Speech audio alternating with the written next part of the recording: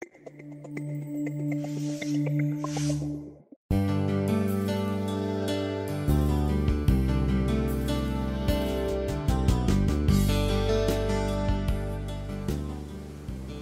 afternoon.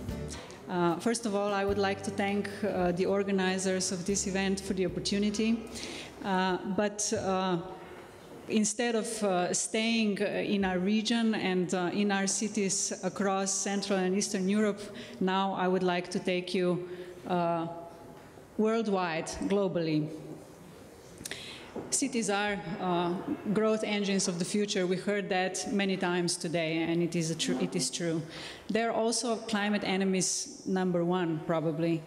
More importantly, rapid growth usually takes its toll in the quality of living. We see that as inhabitants, as traffic congestions, as pollution, as less green areas, which are turned into functional spaces to live or to produce.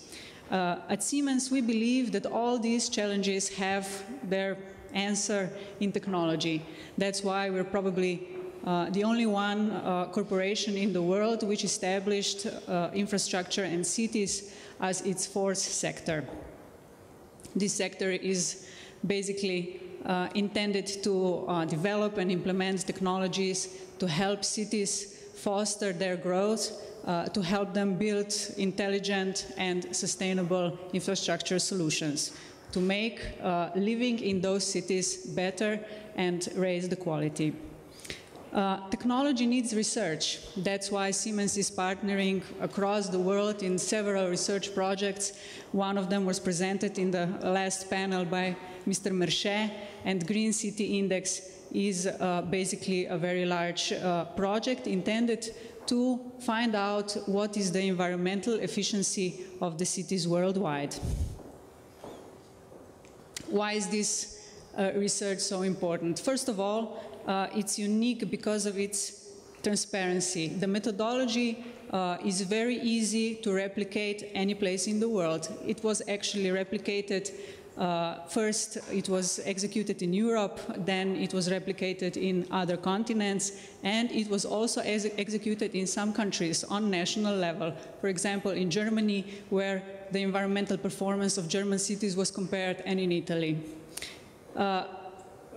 The best availability of this study is also its comparability, so that using the results, we can compare any two cities taking part in the index. And there are already about more than 100 that were assessed by their environmental performance. And it is, as we see it, a very good platform for decision makers for the city administrations worldwide. And this research was done by Economist Intelligence Unit. I'm sure you all know The Economist and their analytical department.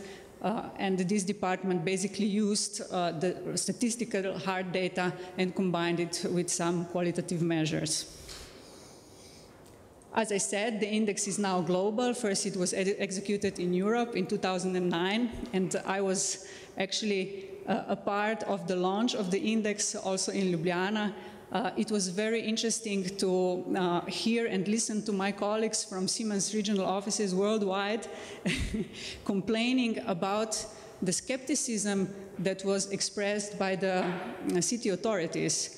Many mayors were afraid that the ranking that they will receive in the index will hurt their image. But it turned out that actually this research produced many environmental campaigns and many initiatives that led those cities to best practices. And also worth mentioning is that this research, yes, it is a ranking, basically a table where somebody takes the first place and somebody has to take the last place as well. But it is most of all a very good collection of good practices that were executed and can be replicated in other cities. So if you're interested, there is a report, a very detailed report on those good practices in Europe available in Friedrich's room, so we're all very kindly invited to take it.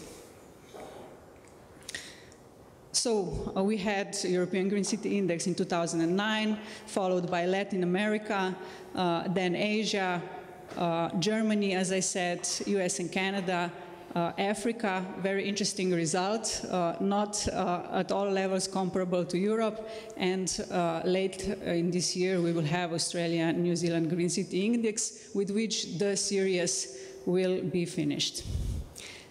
The research was done in 8 categories, which we believe strongly affect the environmental performance of the cities, and most importantly, it contains 30 indicators which are well balancing hard statistical facts or objective facts and qualitative indicators. Why this is so important?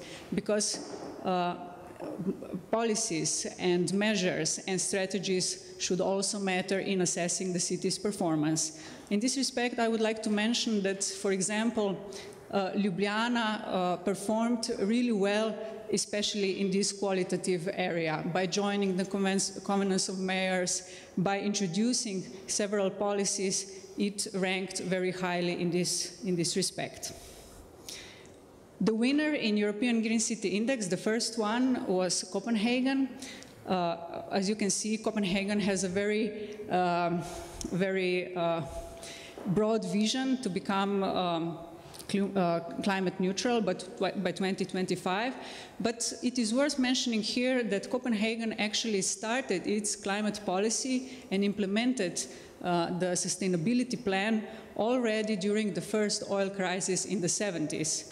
At that time, they realized that they need to work systematically to combat all the issues that are related to climate change. Some other winners, in Latin America it was Curitiba, in Asia it was Singapore. Also worth mentioning is that it was closely followed by Japanese cities, which all performed above average. In America, it's San Francisco, followed by Vancouver. In Canada and in Africa, actually it turned out that no city performs well above average. Some worldwide comparisons. Asian cities are most populated, and this fast expansion can be demonstrated by the fact that London took actually 100 years to grow from 1 million to 8 million inhabitants. In Mexico, it happened in 30 years. In Asia, in some cities, even in 25 years. So this expansion obviously puts a lot of challenges to the city authorities. Then density. Mumbai, for example, has 27,000 people living per square kilometers. This is more than there are inhabitants in Slovenian city of Koper, for example, just to give you an illustration. GDP, also a very important indicator to measure the performance of cities. And here, Japanese cities of Osaka and Tokyo had the highest GDP, which is almost twice as much as an average GDP of European Union and about 3 times as much as GDP of Slovenia. Of course, CO2 is a very important environmental indicator. And Indian cities performed best in this respect, with just 1 ton of CO2 emissions per capita per year, which is, as we heard from Mrs. Herring, the wished result of Zurich in 2025. Also, European cities performed well in this respect, with Oslo being the best, with a little bit more than 2 tons per capita per year, and Ljubljana, which actually had a very high ranking in European green cities measured by CO2 emissions. Green cities, we talked about environmental indicators before. Green spaces should be considered more as a quality of living indicators. And here I would like to stress again the good result of Ljubljana. It is not incorporated in the research because it happened after it was executed, but Ljubljana added in the past few years more than 150,000 square meters of green spaces, which is, I think, comparable to about 20 football fields. So this is a great result, also seen and objectively measured in different other researches. Consumption. Here we have transport, again, being not only a matter of lifestyle, but also a matter of an awareness, where we have on one side European Union, Northwestern states, and on the other side a very car-driven American society. This is also, as we have seen in the detailed research in European Green City Index, a matter of historical legacy, especially in Eastern European countries.